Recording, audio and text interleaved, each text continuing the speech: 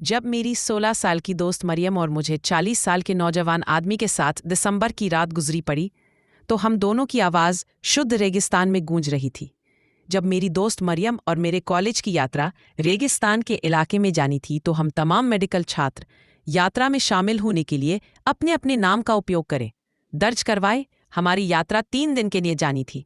मैं और मेरी दोस्त मरियम में भी इनके साथ जाने का फैसला किया। जब हमारी यात्रा शुरू हुई, सुबह का समय था। हम शाम के समय रेगिस्तान में पहुंच गए। हर किसी ने अपना अपना खाना पीना उसका पास रखा हुआ था। जब हम लोग रात को पहुंचे, सब लोगों ने खाना खाया और तुगे हम भी सो गए। सुबह को सब लोगों को ने नाश्ता वगैरह किया। सारा के लिए बाहर निकले तो मरियम और मैंने भी शेयर करने का सोचा। हम दोनों भी शहर के लिए बाहर निकले। हमें नहीं पता था बरन इलाके में हम दोनों गुम हो जाएंगे। हम थोड़ा सा आगे गए, एफआईआर हमें रास्ता भूल गया। हम सारा दिन घूमते रहे, हमें कुछ नहीं मिला। आखिरकार हम एक ऊंचे टील पर चढ़े, जहां पर एक 40 साल का आदमी बैठा हुआ था। उसे आदमी की बॉडी इतनी मजबूत थी कि देखकर हमें कुछ कुछ हो रहा था। मेरी दोस्त की उम्र तो 16 साल थी, लेकिन मेरी उम्र 18 साल थी। मरियम मुझसे बोल रही थी कि इसको देखो, या कैसे बैठा है हमें नहीं पता था।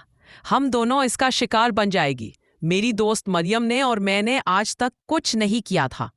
जब हम बहुत अरे हुए थे, इसे 40 साल के आदमी के पास गए तो उसने हमें कहा कि इधर 2-2 तक कोई आबादी नहीं है, ना इधर पीने को पानी है और ना कुछ खाने को। मैं तो जानवरों का शिकार करके खाता हूँ, इसलिए मेरी बॉडी इतनी ज़्यादा मजबूत है। तो वह हमें अपनी झोपड़ी में ले गया, जहाँ पर सोने के लिए कोई बेड या चारपाई नहीं थी। हम लोग उसके साथ जमीन पर बैठ गए। उसने कहा, मैं तो रात को भी इधर जमीन पर सोता हूँ।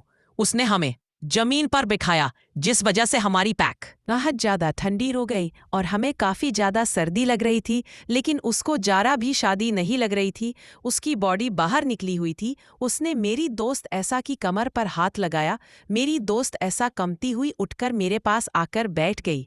मेरी दोस्त मरियम बहुत भारी हुई थी। मुझे भी डर लग रहा था, लेकिन मुझे शक हो रहा था वह हमारे साथ कुछ गलत करेगा।